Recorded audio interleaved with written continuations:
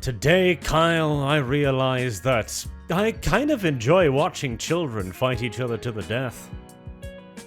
That is something to realize. I barely noticed in between my bouts of boredom and wanting to stare at. Honestly, I'm in a dark room, right? And it was very hard to see in this episode. I didn't know if I was staring at the wall or if I was staring at the fucking monitor. See, normally, I am not pro-child mutilation. Normally. But today's a special day because of the boredom, okay? But like, after I'll excuse 30 you. minutes of nothing... Random child violence and children killing each other is actually kind of a relief, honestly. Like, I'm starting to see the Roman perspective of all of this, because, like, how could they watch the Colosseum, watching lions tear people apart? It's awful. Yeah, but if you're bored enough... If you're bored enough, this show shows that you'll do anything to cure that boredom. Yeah, oh god, okay, so... We've skipped the last episode, because honestly, we can't be asked to go back and watch it. I did watch it, not a whole... Well, I can summarize it quite simply. 10-year time skip, and Lady Hightower is like, kill the hand, crippled person, and he's like, my lord, or lady or something. And so he does, and so he kills the hand, and now Otto Hightower is back his hand, and there you go. Because the king is like, I know I fired you because you lied to me and shit, but well, the fat dude's dead, so you're it. Hold on, we gotta pause on that part. So, he knows that the Hightower guy is fucking with him. He knows that this is all a plot part of him. He knows all of this, that Hightower cannot be trusted and that he's plotting to destroy his line. And so... He's like, alright, so this person died suspiciously. The only person reasonable to promote is Hightower again. It's like, wow, my hand and his son and half of his line burned to death in his house? And now that house is owned by my wife's new suspicious advisor? Huh. Well, best hire her dad again. Yeah, it's the writing on the wall here is so thick, because, oh my god. Like, the fucking little gimpy dude who's like limps up and he's like, I'm limping. You can see him off screen, and if he starts limping, like, oh, it's time for him to talk. He's like, limp, and he's like, limps on over. Eat ready for your next part of your evil plotline to progress? No, not right now, but soon. I'll let you know. He's like, okay. Sidles on off like, hello, I'm Grimo Wormtongue. It's so retarded. I don't even know what to say about it. What else? Daemon was banging one of Diversity Hire's children, and they were super like happy and shit, and they had two little Diversity Hires all of their very own. But then the wife died in childbirth, like most characters in this show do, frankly. In fact, because men, am I right? I think most of the notable character deaths have been through childbirth so far. Oh well, details. But she dies, and she has a dragon, and the dragon's like fat and derpy and dumb looking, and it's like, I'm a sea beast, because, the person who raised me is a sea woman, so therefore I'm a sea monster. Because that's how dragons function, presumably. But she's dead. She died. Good, moving the plot along. And the dragon's all depressed, like, and shit. It's like, me missus dead. And then the Blond Child B, I think we're gonna call it, because I don't remember the names. I can't remember anyone anymore. Blond Child B hasn't got a dragon, and his brothers have been making fun of him for it, and so he decides, well, there's a dragon right there, and he goes for it. Good on him, balls on the little bastard. And so he rides the sea beast, and the sea beast is like, Massa, because again, that's just how sea beasts work. I don't know. And literally in the previous episode, they said that once they accept a master, they'll never accept any others, but blah. So, Blond Child B then comes home, and is like, I did it, I have a dragon now. But Diversity Hire children, Daemon's children, A and B, they all have twins for some reason. They show up and assault him, and there's a funny... See, this is how boring the show had been up until this point. The first moment I'm just break out laughing is when he just punches one of these girls in the face. I'm just like, that's kind of funny. He insults them and then attacks them. And he just punches this girl in the face. I think they attack him, don't they? I don't remember. All I know is he hurled the first insult about her being like a fat, like you can write a fat pig or something. And then basically then he hurled the other insult, which is treason, accusing the brothers of being bastards, which is high treason. So they do the rational thing, the right thing to do, and they draw their little daggers to kill him. Because honestly, he's a traitor and needs to die now. He's a traitor. As you do, but Blond Boy B demonstrates his blondness by beating up all fucking 4 of them, which is very impressive. Like, they have to pull a knife on him to eventually subdue him, as he, of course, grabs a rock and wants to beat one of them to death, which, to be fair, at that point is like, yeah, no, it's self-defense. It's a really... Okay, the choreography for the scene, they're children, so they are children, you know, don't expect too much. It looks horrible. Like, there's no reason that the little blonde kid should actually be able to move when he's on the ground being kicked and pummeled to death. By, like, 4 other kids. And he just magically, like, all right, script says that you push them off, and he's like, ugh, and they all like fling back, you know, comically. It was kind of a pain to watch. I'm watching it now. So, Blank Child punches him in the face, or well, doesn't, but you know it's choreography, and Blond Child then decks little black girl. Or actually doesn't, like he misses by a country mile, but you know, choreography, etc. Oh. They're children, what can you ask? They're trying, okay? Yep, I don't even mind. And then they slice his goddamn eye out, and then, finally, the guards show up. And it's just like, god damn it, there's no guards anywhere in this show.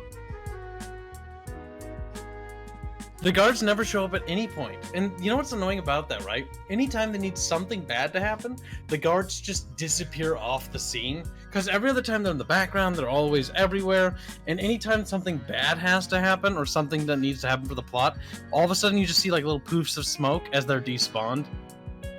Yep. Like, okay. They have a full argument about this. Daemon and Hightower chick are also bitching and whining at one another. And Hightower chick goes full psycho and is like, well, your child stabbed one of my child's eyes out, so I think I'm just gonna have to stab one of your children's in the eye. Like, which is very deranged, but okay. Reasonable. And she moves to do it too with her own goddamn knife, and there's like 4 King's Guard in this goddamn room, none of which just like, milady, please, takes the knife away. Yep, it's really bad because this whole scene, like the king's like, no, do not, nobody, it sees this madness, and it's like, no, you can't do that because the other guards, I'm the queen, and they gotta obey me, and the guards are like, oh, look at each other, oh yeah, she's the queen. Like, clearly, we better stand down. And so they all make a circle to allow the Queen Daemon, whatever her dumbass name is, fight the other dumbass girl, the green Hightower bitch, who's crazy right now. And it's just like this whole comical scene of everyone going, oh no, it'd be a shame if we intervened. We better watch. And the thing, like, nobody's saying the guards should just go over there, unsheath their swords, and fucking whack her on the back of the head with a blunt edge or something. Just two-handed, like, sorry, honey. No, just reach on it, because they're doing their little wrestling. One of the guards can just walk up on behind her and just take the goddamn knife. But no. All of the goddamn guards. Aye. It was a mess of a scene, and it was, I don't know, but this episode in particular, another complaint, this is a little unrelated to the story, real quick, but the scenes here are dark, right? Really dark to the point you can't see, and it's really bad, just in general. But one thing I noticed is that a lot of the dark scenes, I believe they just shifted the gamma or something, because they're actually not shooting him at night, because you can clearly see the sun hitting the water, and it's not the moon, mind you. So they're filming this during the day, and the lighting's off as fuck. Like, it's like they didn't have the budget, or they couldn't just like, hey, let's wait till night. Like, nah, let's shoot it now in the middle of the day. It's like, okay. Alright, so I have started like trying to brighten up shit so people can at least see, because YouTube makes it even worse, but I'm gonna put here in the background just an unedited one so you can see how dark it gets on YouTube. Like, it's bad, and there's no, it's one of those things that shows do, because they're like, we're dark and gritty and stuff, and it's like, nah, like I want to see the TV show. I want to be able to know what's going on. Yeah, like there's a difference between dark to convey atmosphere and mood, and dark when you just can't see. Like the whole sequence where the little fucking dumb kid walks up and climbs on the dragon and it's like, no, I'll ride you, and dragon. Okay, like that scene was bad because I couldn't see half the time, and I was screaming. I was like, Arch, what are you seeing? Like, I don't know. It's like, I think there's a kid there. He's riding the dragon. Oh my god, it's so fucking pitch dark. I don't know why they did that. And it's the worst part is, right, there's a couple scenes in this episode where they go inside the keep, right, and it's dark, and it's shot in a way that is natural dark lighting, and there's like lighting, you know, like from the fires and stuff, and so that looks like it's actually naturally dark. The outside scenes in this are horrible, because I'm pretty sure they just shot them during the daytime, but they're like, let's just turn the gamma to like super low so it'd be like basically black. Yes. And okay, speaking of black as well, here's one of the big problems with this show, because in the book, right, I haven't read this book, nor do I have any intention to, judging by this story, but the Valerians are all uniformly fair skin, like white hair, etc. That's just how they do. So you'd expect their children to have something like it. The Targaryens too, you know, fair, white, bright white hair. So when Daemon gets a couple of like black-haired children, immediately people are like, but it isn't blindingly obvious. Like, it's within the realms of possibility, you know? But here, their dad is black with white hair, and now you've still got two brown-haired, white as the driven snow children, and it's just like, yeah, everyone knows. And it's one of those absolutely retardedly blatant things. It's like, yes, everyone knows they're bastards. Why do you even pretend they're not at this point? Yeah. I mean, the show does point it out, like, everybody knows. And then the king looks and looks. The king looks at them and goes like, well, I mean, they're a bit of a weird shade, I guess. I do love how the whole plot of the wife, Lady Hightower, basically manipulating the king is so blatantly transparent, and they try to play it off as like a big secret. Like it doesn't come across as particularly clever, and like Daemon finally exposes her when she does the knife thing. Like, now everyone will see you for who you are. It's like, okay, yeah, that's true. Lady Hightower is a psychopathic little bitch. That's true. But how the hell has nobody noticed? Like, it's so blatantly obvious. They're having themselves a thing, okay? They're like, oh, maybe she's just, misunderstood, Maybe she's misunderstood. The only part I actually found kind of good in this part was, so Daemon gets the prince's butt buddy to be like, oh, stab him, but this time with steel rather than penis. And he gets sent off, and they have this really hokey-looking fight scene, which doesn't look good at all. But that was probably for a reason, because there's a little slave boy. They picked up a Nigerian slave boy in Westeros again, because it's the current year. But they've got a little slave boy there, and they're like, you've treated me wrongly for the last time. Like, how dare you, sir? Clang, clang, clang. And the guards are pulling a corpse out of the fire, because the guards finally show up after like 10 minutes, as usual. Yeah. And he's nice and sizzly, and it's like, oh my god, he killed him. That's so weird. They reveal he didn't kill him like 5 seconds later. It's like, God. On the one hand, like, that's at least a little bit of intrigue, because he knows, like, yeah, my bitch of a wife's probably gonna try and get me murdered. Actually, I think the whole reason why Daemon basically suggested that is, like, there's a place in Westeros where he can do whatever, the whatever the weird turd-looking continent is next to them, where you can do whatever you want. That Daemon paid them to do this, maybe? I mean, how else did they acquire a ship waiting for them off the coast? Well, I mean, they are both people of means, I guess. Perhaps, but I also feel like this was actually Daemon actually doing it, and this sort of like a half attempt to do it. Maybe. That'd be nice To of make Daemon. you think that maybe Daemon's just a nice guy. Maybe he's just maybe a good boy. He's of course now he's now fucking his cousin. What? A cousin, right? They're having wonderful incest sex because that's Game of Thrones. George R. Martin's fetish creeping into the show as usual. Good stuff. In the books. Well, good. It crept into the books too. They did have a very passionate conversation, like, Uncle, why didn't you bang me back then? You were a child, so? I was like, stop.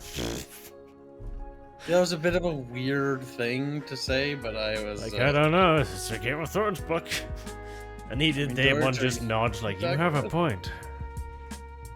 It's a bit weird, I'm not gonna lie. But, I don't know. This whole episode sort of reinforces, like, we get a lot of more, like, subtle things like men bad, and we also get, just nothing really of interest here. Like, I personally came away from this episode feeling like I wasted my time. I don't know about you. I really need them to start killing each other, because this political intrigue is so goddamn piss poor. It is so weak. Like, to put it into perspective, the primary movers and shakers of this episode isn't Daemon or Ahirimon or the King or Viserys, the Valerians, or anything. It's fucking 4 children. Like, the primary cause for the drama right now is 4 children having a fucking spat. It's dumb. And the great thing is they're gonna set this spat up to lead into a big thing. Like, yeah, he's missing an eye, but he has a dragon because of the thing, and that's gonna be a problem later that you're gonna have to deal with later in the show. It's like, okay, I don't really care, but all right. I mean, I'm sure having a dragon will be useful in the upcoming Civil War. Yeah, sure. Like, for people who care, I imagine it'll be really interesting. Then there's the rest of us who are just sad. Listen, when they finally start stabbing each other, I'll be far happier than I am right now. I certainly hope they do it soon. I was actually in a bit of a shock when I saw the king was alive still. I was like, what? Really? Like, yeah, no, he's clinging on remarkably he's like, his tenaciously. arms rotted off in like episode 5, and in episode 7 he's like, so like I'm kind of like ill, but like actually I'm pretty okay again because the story isn't really about me being ill, so I can actually be kind of okay. But as soon as the story is gonna remind us that I'm gonna die, you know, then we'll deal with that. You gotta wait for it to say it in the script. Oh, you're dead. I imagine the next episode he'll die. Like, that's episode 8. God damn it. We still have 3 more to go. I'm actually annoyed if he dies, because I like the actor. Like, I really like that actor. I like how he conveys the character quite a bit. I'll be a little miffed. He's like the only character, quote-unquote, actor. And Matt Damon's actually grown on me a little bit, too. Wait, Matt Damon. Is that the right guy? No, it isn't! Kibbs is Matt Smith or something. Matt Smith. I agree, Kyle. Matt Damon has done a fantastic job on this show. Terrible with names. The way his hooded eyes stare up at his cousin, it's art.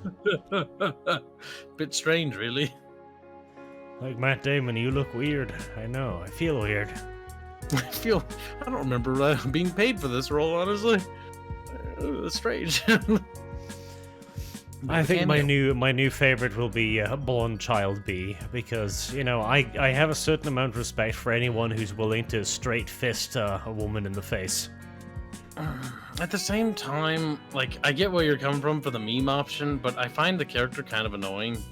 Well, because he's like, I just waddle up to the wagon and like, don't burn me alive, and Dragon's like, okay, and then he's like, I'm gonna start climbing you now, and Dragon's like, okay, and he's like, I'm now basically in charge of you, okay. nice. The growth for that character moment was more like, we need this to happen in 5 minutes. It's like, couldn't we have done this with the other like 20 minutes we wasted where everyone's just standing around awkwardly at a funeral and like nobody's saying anything and it's really boring? No, 5 minutes is all you get. Listen, Dragon was sad and Dragon wanted new friend. Dragon now has friend. Dragon happy. Dragon also looks fat. Yes, Dragon had... Again, it's because Old Master was like naval woman, so they decided like, okay, well, the dragon's gotta look like a boat. So we're gonna just attach like ropes to it and shit. Why would you do that? Because now Dragon is boat. Now Dragon is boat. That's so stupid. Dragon don't care, Kyle. Dragon don't get boat. to be boat. Dragon boat dumb. Dragon boat sink. Dragon boat submarine. There you go. Frankly, I think Dragon is fat enough to probably float quite nicely. Unfortunately. It is... That neck. I can't get over how thick that is. It's like a tube. It's a chunky dragon, okay? It's a tube of neck. It's like a tube and then there's a head at the end of the tube. Oh my god. It's a chunky dragon boat. I think that'll be good. Okay, we'll just rename the show from Rings of Power or whatever the fuck we just watched to Oh god. Chunky Dragon and Friend. Chunky Dragon. The first 7 episodes of the show have nothing to do with the main arc, but it's basically filling up the background of the world, okay? Listen, I'm sure they'll have a wonderful romance arc somewhere down the line. Oh, I don't know about romance. This is going places I don't want to follow. Chunky Aren't Dragon you going and down a Friend. path I cannot follow? Adventures of Chunk. So, Chunk, what do you think? I think so too, Chunk. Fucking vibrates its tube of a neck. It's not that funny, David. No, this will be an excellent adventure show. How will we get out of this one, Chunk? Turns into a boat. I don't even want to see that. I don't want to be here anymore. You're making me sad.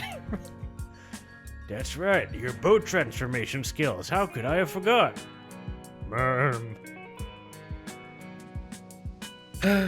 It's a whale. It'll make whale sounds when it goes underwater. I hope so. I hope it is actually underwater dragon. I don't even know what whales sound like. Ah, chunky dragon.